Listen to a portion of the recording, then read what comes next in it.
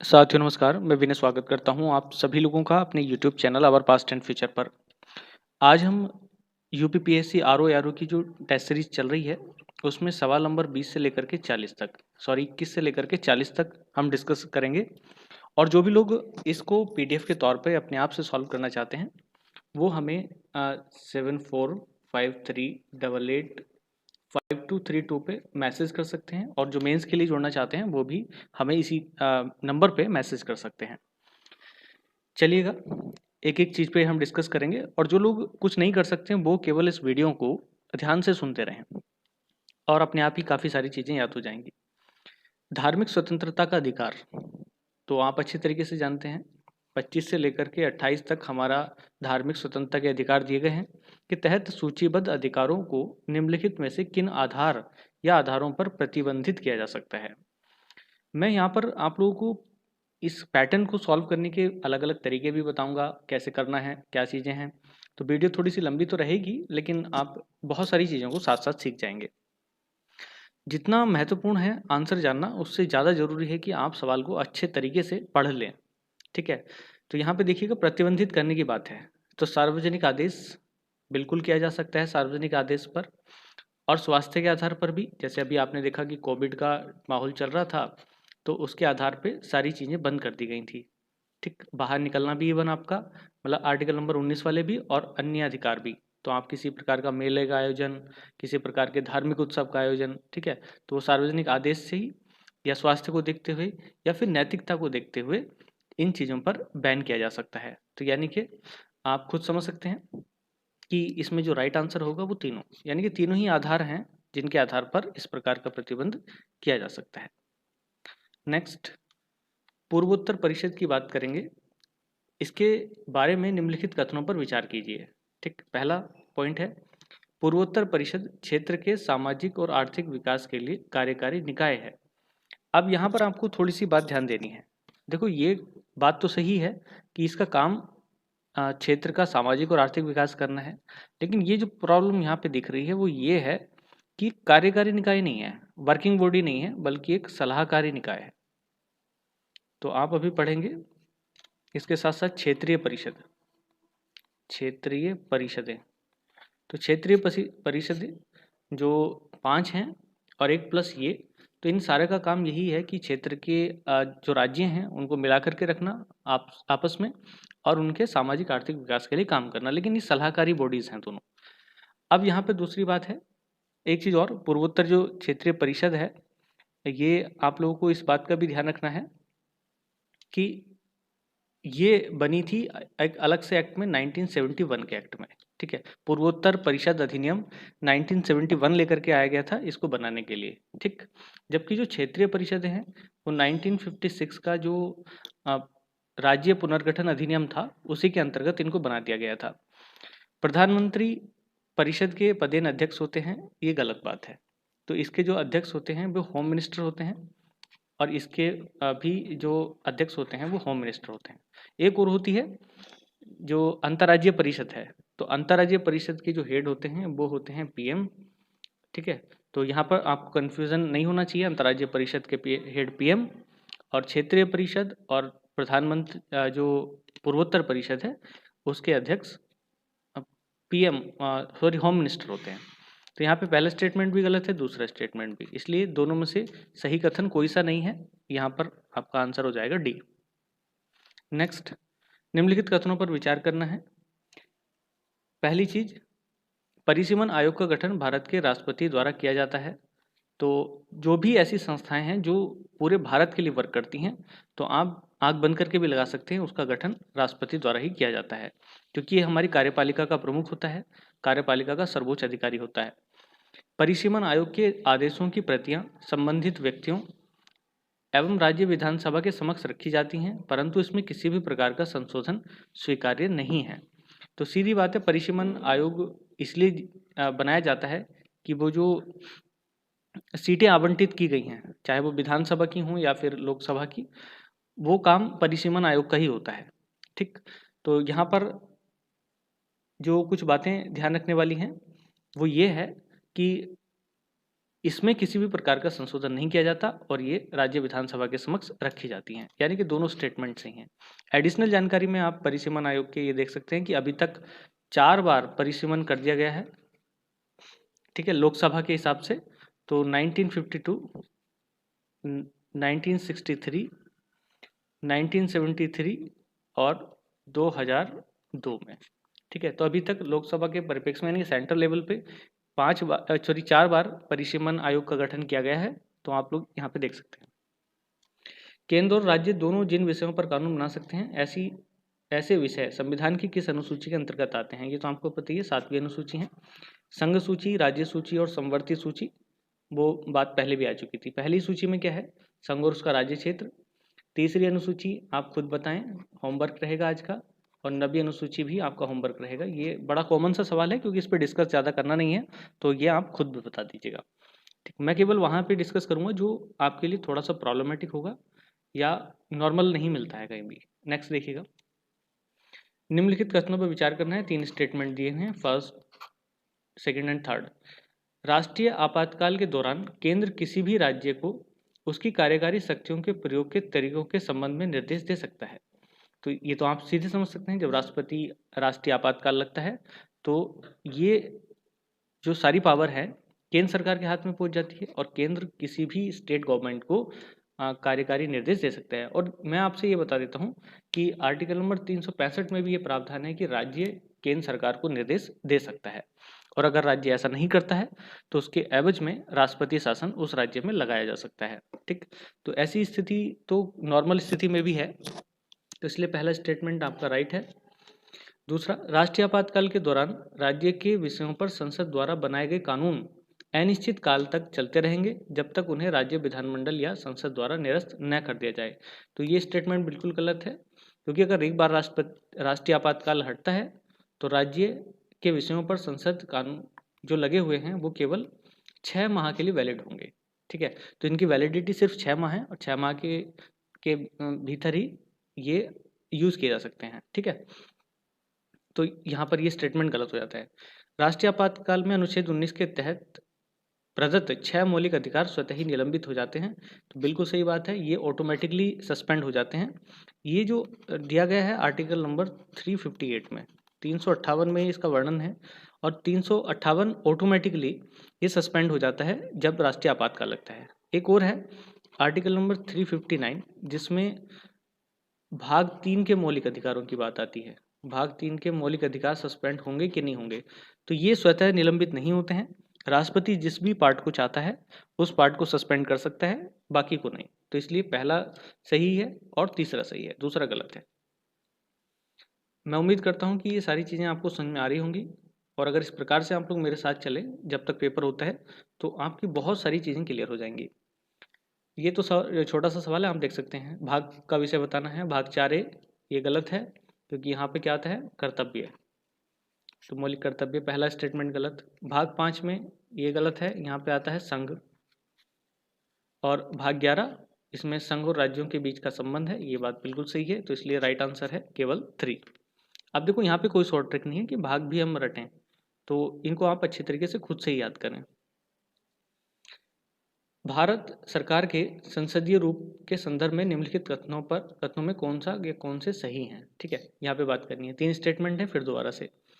इसमें कार्यपालिका अपनी नीतियों और अधिनियमों के लिए विधायिका के प्रति उत्तरदायी होते हैं, तो ये बिल्कुल सही है। आपको पता होगा कि जो मंत्री परिषद है, एक्चुअल में कार्यपालिका हमारी मंत्री परिषद ही होती है, तो ये कन्फ्यूजन नहीं होना चाहिए, ठीक है। मंत्री परिषद को ही हम कार्यपालिका कहते हैं। तो ये अपनी नीतियों और अधिनियम के विधायिका के प्रति उत्तरदायी होती है, खासतौर से वैसे लोकसभा के प्रति उत्तरदायी होती है, लेकिन फिर भी अपनी सारी चीज़ें इसको संसद के समक्ष रखनी पड़ती हैं संसदीय स्वरूप में, ठीक। तो पहला स्टेटमेंट सही है, कोई दिक्कत नहीं।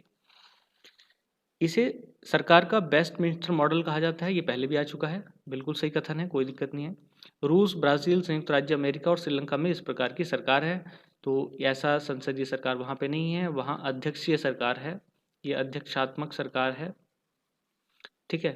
तो ये सारे स्टेटमेंट यहाँ पर सही नहीं है, तो आप समझ सकते, वो सॉरी सारे नहीं, ये वाला ना रूस में ना ब्राज़ील में। लेकिन आप देखना चाहें तो जैसे भारत हो गया, जापान हो गया, कनाडा हो गया, तो उनमें संसदीय व्यवस्था है, तो इसलिए राइट आंसर है यहाँ पे बी। नेक्स्ट, राष्ट्रीय महिला आयोग के संबंध में निम्नलिखित कथनों पर विचार कीजिए। यह महिलाओं के उत्पीड़न के मामलों पर स्वतः संज्ञान ले सकता है, वह उचित दंड का आदेश दे सकता है। तो देखिए पहला जो स्टेटमेंट है यहाँ तक ये तो सही है, लेकिन यहाँ पर आपको देखना है कि कोई भी आयोग, चाहे वो SC आयोग हो, ST आयोग हो, BC आयोग हो या महिला आयोग हो, इस प्रकार के जो आयोग हैं ये केवल सलाहकारी होते हैं, इनको दंड देने का कोई अधिकार नहीं होता। तो इसलिए पहला स्टेटमेंट यहाँ पे गलत हो जाता है आधे की वजह से। इनके पास महिलाओं हेतु उपलब्ध संवैधानिक और कानूनी सुरक्षा उपायों की समीक्षा करने की शक्ति है। बिल्कुल सही बात है, तो यही तो काम ही है इसका। तो इसलिए 28 का सवाल जो आंसर है वो बी है। नेक्स्ट, संघीय व्यवस्था और एकात्मक व्यवस्था में निम्नलिखित अंतरों पर विचार करना है। संघीय व्यवस्था में लिखित संविधान होता है, जबकि सवाल का नीचे देखना है निम्नलिखित में से कौन सा है, कौन से सही नहीं है। नहीं पे जरूर ध्यान देना है। आप इस बार को देख रहे हैं या नहीं देख रहे हैं वो अलग बात है, लेकिन अपने को पूरा देखना पड़ता है, इसलिए तो निम्नलिखित कथनों पर विचार करना है। तो कौन सा सही नहीं है ये बताना है। संघीय व्यवस्था में लिखित संविधान होता है, ये बात सही है। हमारे देश की व्यवस्था संविधान वो है और लिखित है, जबकि एकात्मक व्यवस्था में संविधान लिखित या अलिखित हो सकता है। बिल्कुल सही बात है। संघीय व्यवस्था में अनम्य संविधान होता है। अब आप कहेंगे कि भारत का तो जो संविधान है वो नम्य और अनम्य के बीच है। हाँ, तो बिल्कुल सही बात है, क्योंकि हम लोगों ने संघीय व्यवस्था तो अपना ही है, लेकिन उसमें प्रॉब्लम ये है कि हमने उसका एक फ्लेक्सिबल रूप लिया है, यानी कि जो चीज़ें हमें आसान लगी वो चीज़ें हमने अपना ली हैं। ठीक है, जो चीज़ें आसान थी वो हमने अपना ली हैं, इसलिए हमने हर चीज़ को बीच में रखा है, नम्य और अनम्य के बीच में। हालांकि होता यही है, संघीय व्यवस्था का जो ओरिजिनल फॉर्म है वो यही है, जबकि एकात्मक व्यवस्था में नम्य और अनम्य होता है। ठीक है, दोनों में से कोई सा भी हो सकता है। संघीय व्यवस्था में द्विसदनीय विधायिका होती है, जबकि एकात्मक व्यवस्था में एक सदनीय विधायिका होती है। तो देखो इसमें दो सदनीय होती है, ये बात सही है, लेकिन एकात्मक व्यवस्था में एक सदनीय भी हो सकती है या द्विसदनीय भी हो सकती है, जैसे आप अमेरिका में देख सकते हैं। संघीय व्यवस्था में संविधान की प्रधानता होती है, बिल्कुल सही बात है, जबकि एकात्मक व्यवस्था में संविधान की कोई प्रधानता नहीं होती, ये बात बिल्कुल गलत है। ठीक है, संविधान की प्रधानता तो वहाँ हो भी सकती है, नहीं भी हो सकती है। तो जैसे आप यूके में देखें तो यूके में सर्वोच्च कौन है, वहाँ की संसद। ठीक, तो इसलिए, और जहाँ नहीं है तो संघीय व्यवस्था, जैसे आप अमेरिका देख सकते हैं, वहाँ पर जो सर्वोच्च है वो वहाँ का न्यायपालिका सर्वोच्च है। तो इसलिए जो गलत वाले सवाल हैं वो 3 और 4, तीसरा और चौथा स्टेटमेंट। किसी भी प्रकार की कोई दिक्कत आती है समझने में, आप नीचे कमेंट बॉक्स में लिखें, अगली वाली वीडियो में हम इस पर बिल्कुल डिस्कस करेंगे, कोई दिक्कत नहीं है। निम्नलिखित में से किस संवैधानिक संशोधन अधिनियम द्वारा अनुसूचित जनजातियों के लिए पृथक राष्ट्रीय आयोग की स्थापना की गई। तो यहाँ से तो आपको सीधा याद कर लेना है 89 संविधान संशोधन 2003, ये समय और याद कर लेना है। बाकी इसको याद नहीं करना, इसको याद नहीं करना, इसको याद नहीं करना है, इसको तो करना है, सॉरी ये इंपॉर्टेंट है। लेकिन जितने भी महत्वपूर्ण संविधान संशोधन है वो मैं पहले ही टेलीग्राम ग्रुप पे डाल चुका हूँ। तो जो लोग हमारे साथी तैयारी कर रहे हैं उनको पहले ही वो PDF मिल चुका है। नेक्स्ट, यहाँ पे जो सवालों का स्टैंडर्ड है वो मिक्सअप करके रखा गया है। कुछ सवाल जो हैं इजी टाइप के हैं और कुछ ऐसे हैं जो थोड़े से विचार करने योग्य हैं। निम्नलिखित में किस अनुच्छेद के तहत भारत का राष्ट्रपति अध्यादेश जारी कर सकता है। तो आप देख सकते हैं, तो वो सीधा सीधा है आर्टिकल नंबर 123। आर्टिकल नंबर 143 में क्या है, इसमें व्यवस्था है कि आप देख सकते हैं जो सुप्रीम कोर्ट है उससे राष्ट्रपति सलाह ले सकता है। अनुच्छेद 108 में क्या है, ये HW रहेगा आपका। इम्पोर्टेंट जो अनुच्छेद हैं उसकी भी PDF मैं टेलीग्राम ग्रुप पे दे चुका हूँ, वो भी आप वहाँ से कर सकते हैं। अनुच्छेद 80 ये भी आपका होमवर्क रहेगा। ठीक है, जो बिल्कुल रटने वाली चीज़ है उसको मैं यहाँ पे थोड़ा सा कम कराऊंगा, 2-4 सवाल तो आपके लिए भी होमवर्क होने चाहिए। ठीक है, बाकी तो हम कर ही रहे हैं, कोई दिक्कत वाली बात नहीं है।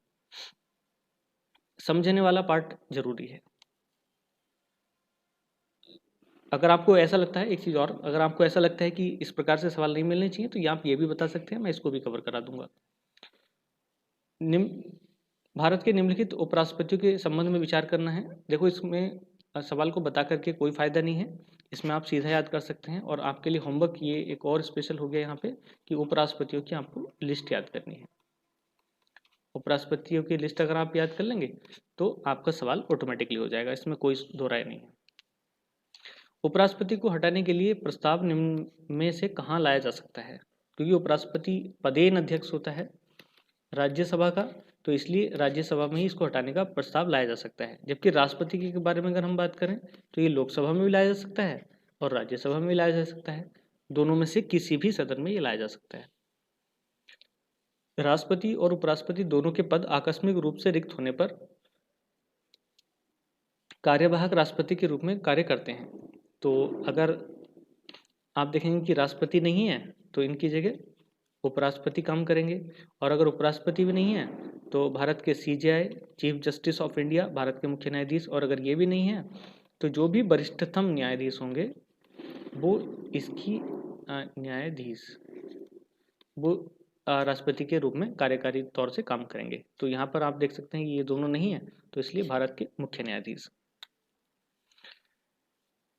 निम्न में से किस संविधान संशोधन के अंतर्गत मंत्रिपरिषद का आकार और सदस्यों की संख्या निश्चित की गई है? तो 91 संविधान संशोधन अधिनियम, ठीक है, इसके तहत जो मंत्रिपरिषद का आकार रखा गया था 15%, 15% ऑफ लोकसभा, 15% ऑफ लोकसभा, और राज्यों में 15% ऑफ राज्य विधानसभा। तो इस तरीके से ये दोनों में इनकी साइज निश्चित कर दिया गया था, वरना राजनीतिक तौर पे इनको बढ़ा लिया जाता था। ठीक, तो ये आपको ध्यान में रखना है। भारत के प्रधानमंत्री के संबंध में निम्नलिखित कथनों पर विचार कीजिए। प्रधानमंत्री की नियुक्ति राष्ट्रपति करते हैं, सीधा सा सवाल है, बिल्कुल सही। प्रधानमंत्री लोकसभा में बहुमत दल का नेता होता है, बिल्कुल सही बात है। प्रधानमंत्री को लोकसभा का अनिवार्य सदस्य होना चाहिए, ये गलत है। यहाँ पे कोई जरूरी नहीं कि लोकसभा का अनिवार्य सदस्य हो, वो राज्यसभा का मेंबर भी हो सकता है। ठीक है, तो इसलिए तीसरा स्टेटमेंट यहाँ पे गलत है और राइट है पहला और दूसरा। किसी व्यक्ति को प्रधानमंत्री पद पर नियुक्त किए जाने पर कितनी अवधि के अंदर अंदर संसद के किसी सदन की सदस्यता ग्रहण करना आवश्यक है? पहली बात तो आपको यहाँ पे देखना है कि कोई ऐसा व्यक्ति जो कहीं से भी संसद का मेंबर नहीं है, ठीक है, लोकसभा या राज्यसभा का मेंबर नहीं है, वो कितने महीने के लिए? 6 माह के लिए मंत्री पद धारण कर सकता है। कोई एक साधारण व्यक्ति भी जो कहीं से भी संसद का मेंबर नहीं है 6 माह के लिए मंत्री पद धारण कर सकता है।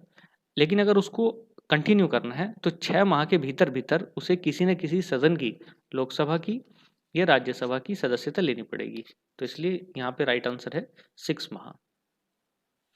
निम्नलिखित कथनों पर विचार कीजिए। प्रधानमंत्री व्यावहारिकतः भारतीय शासन प्रणाली का सर्वोच्च कार्यकारी अधिकारी होता है, बिल्कुल सही बात है। जो अगर यहाँ पर आपको देखना है वास्तविकता की बात आएगी, नॉर्मल तो सर्वोच्च अधिकारी हमारे देश के राष्ट्रपति होते हैं, लेकिन अगर वास्तविकता की बात आएगी तो व्यवहारिक तौर पे तो वो हमारे प्रधानमंत्री ही हैं जो सारे काम करते हैं। राष्ट्रपति इनकी सलाह और सहायता के बिना कुछ काम में नहीं कर सकते। प्रधानमंत्री मंत्रिपरिषद का प्रधान होता है, बिल्कुल सही बात है। तो इसलिए दोनों स्टेटमेंट राइट है, यहाँ पर आप लोग देख सकते हैं। निम्न में से कौन सा कथन भारत के प्रधानमंत्री के संबंध में सत्य नहीं है? आपको यहाँ पे देखना है।